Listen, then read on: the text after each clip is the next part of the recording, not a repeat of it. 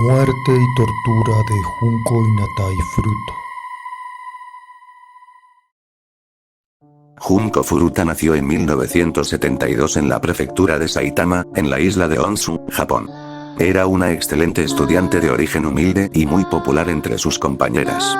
Sin embargo, sus compañeros no la querían, pues no le interesaba relacionarse sexualmente con ninguno, no se divertía como la mayoría, no tenía novio ni consumía drogas o alcohol. Esto causó resentimiento entre los jóvenes con quienes estudiaba, especialmente en Miyano Hiroshi, un compañero de su colegio, el Yashio Minami, quien no toleró que Junko no aceptara sus avances. Con solo 18 años, Hiroshi era miembro de la Yakuza, una de las mafias más temidas de Japón, lo que hacía que todos los estudiantes le temieran. Nadie se metía con él pues tenía fama de violento. El 25 de noviembre de 1988, cuando Junko tenía 17 años, se dirigía hacia su casa luego del colegio y se encontró con un grupo de 7 jóvenes, entre ellos Miyano Hiroshi, quienes le dijeron que querían hablar con ella y la montaron en un automóvil. De allí la llevaron a la casa de los padres de Minato Nobuharu, de 16 años. La obligaron a comunicarse con sus padres y decirles que se encontraba con unos amigos y que estaría con ellos algunos días, todo con la intención de que no se preocuparan por ella, pues de ahí en adelante comenzarían a torturarla durante 44 días. Mientras los padres de Nobuharu se encontraban en la casa, les decían que Junko era su novia y la obligaban a disimular la experiencia que estaba padeciendo. Los padres de Nobuharu luego admitirían que aunque sospecharon que algo andaba mal, no se atrevieron a hacer nada al respecto puesto que le temían a su hijo por sus nexos con la Yakuza. Lo primero que hicieron fue darle una golpiza como castigo a que nunca hubiera aceptado ninguna de sus invitaciones, luego la desnudaron, le tomaron fotografías y la violaron por turnos. Después Hiroshi invitó a otros miembros de la Yakuza, quienes también la violaron. Se calcula que en total la violaron 100 hombres 500 veces, durante todos los días de su secuestro, y en una ocasión la violaron 12 hombres en un día.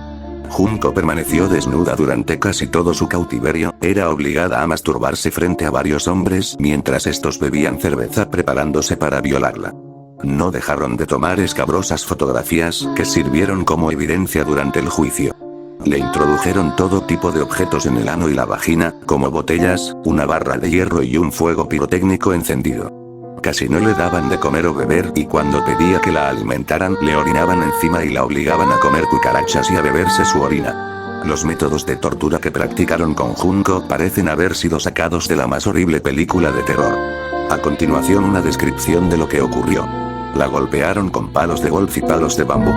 Le estrellaron la cara repetidamente contra el cemento del piso. Le amputaron el pezón izquierdo con un alicate. Le amarraron los pies y las manos y comenzaron a dejar caer pesas sobre su abdomen que ocasionaron que perdiera el control de esfínteres y cuando se orinaba la castigaban por hacerlo. Le arrancaron las uñas y luego le rompieron todos los huesos de una mano a pisotones. La colgaron del techo y comenzaron a golpearla como si fuera una bolsa de boxeo. La metieron en un congelador durante muchas horas. Le quemaron los párpados con cera caliente. Le clavaron agujas de coser en los pechos. Le quemaron la vagina y el clítoris con cigarrillos y encendedores. Le insertaron una lámpara caliente que se rompió dentro de su vagina. También le introdujeron tijeras y pinchos para pollo rostizado que le desgarraron la vagina. Le rociaron la cabeza, el tronco y las extremidades con un líquido inflamable y le prendieron fuego. Esta tortura duró 2 horas seguidas y cuando comenzó a convulsionar en el piso la regañaron por exagerar. El 5 de enero de 1989 Junko estaba tan desesperada por las continuas torturas que les rogó que la mataran. En lugar de hacerlo la obligaron a jugar Mahjong, que es un juego de tablero en el que hay que eliminar piezas, y cuando Junko ganó la partida, se enfurecieron de tal forma que esta vez la golpiza la mató. Luego metieron el cuerpo en una caneca de 55 galones a la que llenaron con concreto y escondieron en un terreno de una fábrica abandonada en Koto, al este del centro de Tokio. Las autoridades japonesas demoraron un año en encontrar el cuerpo de Junko Furuta. En el juicio que se llevó a cabo contra los hombres que secuestraron, violaron, torturaron y mataron a Junko, solo fueron condenados a entre 3 y 10 años de cárcel 4 jóvenes de entre 17 y 18 años de edad, 2 fueron enviados a escuelas reformatorias y uno de ellos recibió libertad condicional. El caso se volvió parte de la mitología sadística japonesa. Se produjeron al menos 3 películas y se publicaron un par de cómics con ilustraciones sobre el caso.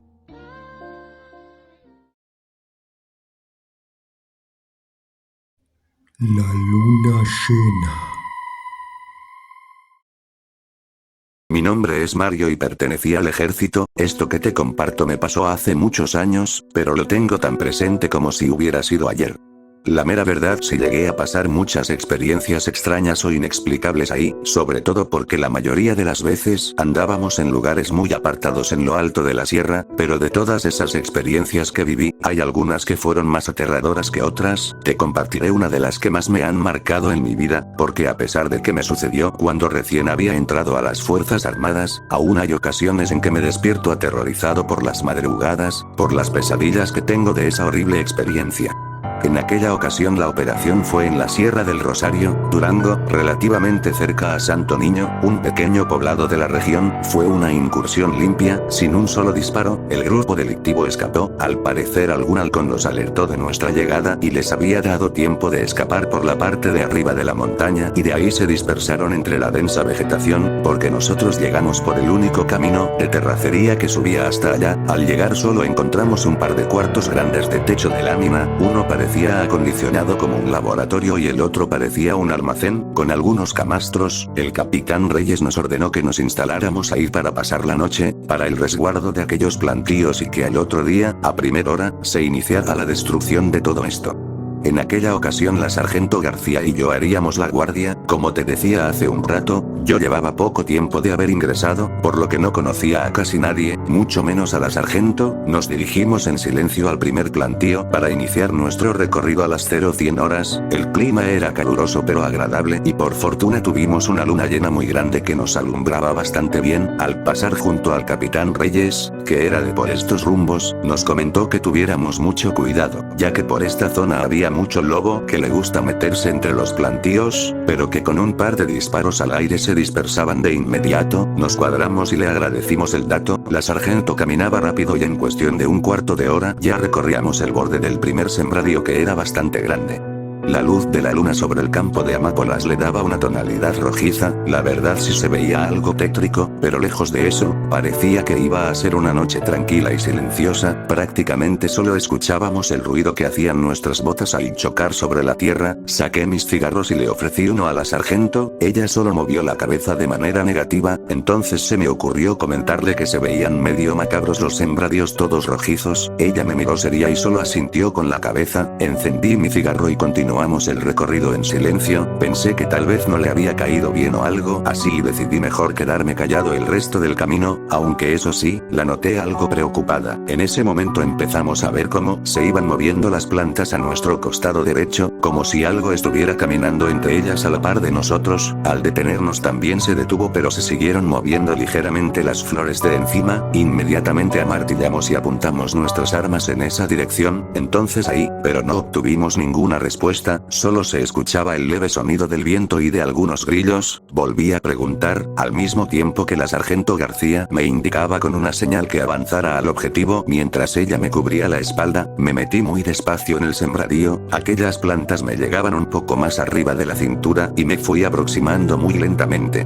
A un par de metros del objetivo, me detuve y volví a solicitar que se identificara, pero nada. De reojo vi a la sargento y seguí avanzando hasta que estuve a menos de medio metro de aquellas ramas que seguían moviéndose. Con el cañón de mi rifle fui despejando el camino suavemente. Traté de mantener tranquila mi respiración. Sentía todos los músculos de mi cuerpo tensos. Entonces jalé la última rama que se interponía frente a mí, pero no había absolutamente nada. Revisé alrededor con mucho cuidado sin dejar de apuntar. Ahí no había nada. Entonces me confié y bajé mi fusil. Un gran error. Así de espaldas le hice la señal de despejado a la sargento García. Me giré completamente hacia ella para quedar de frente. Me alcé de hombros. Ella también dejó de encañonar y bajó su arma. En ese momento los dos respiramos aliviados por ese breve momento de tensión, cuando entonces sentía que el jalón en mis tobillos hacia atrás fue tan rápido que no me dio tiempo ni siquiera de meter las manos y me que detuvieron por un momento mi caída, hasta que azoté de panza sobre la tierra como un costal de papas. Al caer caer sentí como el golpazo me sacó el aire, no podía respirar, en mi desesperación traté de enderezarme, pero en ese instante sentí que aquello que me tenía sujeto de los tobillos me jalaba hacia dentro del sembradío, aquellas garras parecían como cuchillos enterrados hasta mis huesos, me jalaba tan rápido que no me dio tiempo a reaccionar, con una mano agarraba desesperadamente mi rifle y con la otra intentaba protegerme la cara de las ramas y piedras del campo, aún así sentía como se me rasgaba la piel de los brazos.